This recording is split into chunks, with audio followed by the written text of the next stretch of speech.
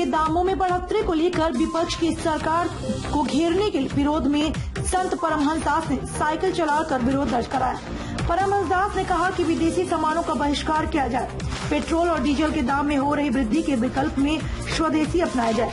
साथ ही परमहंस दास ने पूर्ववर्ती सरकारों पर आरोप लगाते हुए कहा कि डीजल और पेट्रोल के बढ़ते दामों के लिए अकेले मौजूदा सरकार ही जिम्मेदार नहीं है, पूर्ववर्ती सरकार भी जिम्मेदार है और पूर्ववर्ती सरकार के दौरान शिक्षा को लेकर भी अनियमितता बरती गई है, जिसका उदाहरण है कि 50% अंक पाने वाले व्यक्ति नौकरी कर रहे हैं और 99% अंक वाला बेरोजगार है, जिसकी वजह से शिक्षा का स्तर गिरा है। आपको बताते चलें कि देश में पेट्रोल और डीजल के दामों में लगातार बढ़ोतरी हो रही है, जिसकी वजह से लगातार विपक्ष सरकार पर हमलावर है और सरकार को घेरने का प्रयास कर रहे हैं। लेकिन मोदी सरकार का पक्ष लेते हुए तपस्वी छावनी के संत परमहंस दास ने आज अयोध्या की सड़कों पर साइकिल चलाकर लोगों से यह आह्वान किया है कि लोग स्वदेशी अपनाएं और स्वस्थ रहें, सरकार का सहयोग करें। साथ उन्होंने पूर्ववर्ती सरकारों को घेरते हुए कहा कि महंगाई मौजूदा सरकार की देन नहीं है, इसमें पूर्ववर्ती सरकारों का भी हाथ है। इतना ही नहीं, संत परमहंस दास ने लोगों से अपील की कि गौ पालन करें, गौवंश का संरक्षण करें, बैलों से खेती करें, बैलगाड़ी का उपयोग करें, गोबर से गोबर गैस बनाएं और स्वदेशी पूर्तियां अपनाएं। देखिए, ऐसा है कि डीजल और पेट्रोल का जो दाम बढ़ा है उससे जो तमाम हाहाकार मचा हुआ है, तो हम लोगों ने अब ये आज से अभियान शुरू किया है कि स्वदेशी अपनाओ, महंगाई भगाओ। हम लोग जो है चूंकि कच्चे तेल का जो है आयात भारत जो है विदेशों से करता है और विदेशों में जब दाम बढ़ेगा तो स्वाभाविक है कि देश में बढ़ाना पड़ेगा। लोग सोचते हैं मोदी जी बढ़ा रहे हैं, इसलिए आज हमने जो है ये अभियान शुरू किया है कि अब हम जो है विदेशी नहीं, हम लोग साइकिल से चलेंगे, बैटरी रिक्शा से चलेंगे, बैटरी वाली बाइक से चलेंगे और स्वदेशी वस्तुओं पर जो है हम लोग जोर देंगे।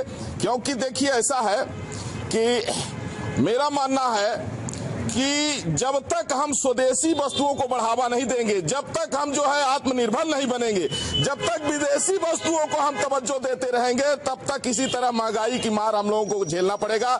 इसलिए आवश्यक है, अब यह देन पूर्ववर्ती सरकारों की है। पूर्ववर्ती सरकारों ने एक तरफ शिक्षा नीति ध्वस्त कर दिया, गुरुकुल ध्वस्त कर दिया और प्रतिभाओं को ध्वस्त कर दिया। अरे 40% वाले को आप लोगों ने जो है तो नौकरी दे दिया और 99% वालों को आप लोग जो है तो रोटी के लाले पड़ गए। इससे क्या हुआ, वो व्यक्ति फिर उसके लोगों के पढ़ने की रुचि चली गई, उच्च शिक्षा खत्म हो गई, शिक्षा का स्तर नीचे चला गया। तो पूर्ववर्ती सरकारें जो है देश को बर्बाद करने में कोई हथकंडा बाकी नहीं रखी है।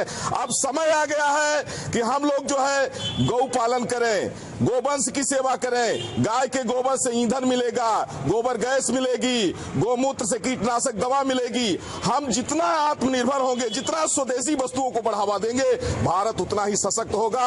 अब चूंकि ये जरूर है कि सोनिया गांधी, प्रियंका वाड्रा, राहुल गांधी तो साइकिल नहीं चला सकते हैं, विदेशी लोग हैं, तो इनको जरूर डीजल पेट्रोल की दिक्कत है। दारू चाहे जितना महंगा हो जाए, राहुल गांधी, सोनिया गांधी, प्रियंका वाड्रा को दारू पीने के लिए चाहे जितना महंगा हो जाए, कभी चर्चा नहीं करेंगे, लाइन लगा के दारू पियेंगे।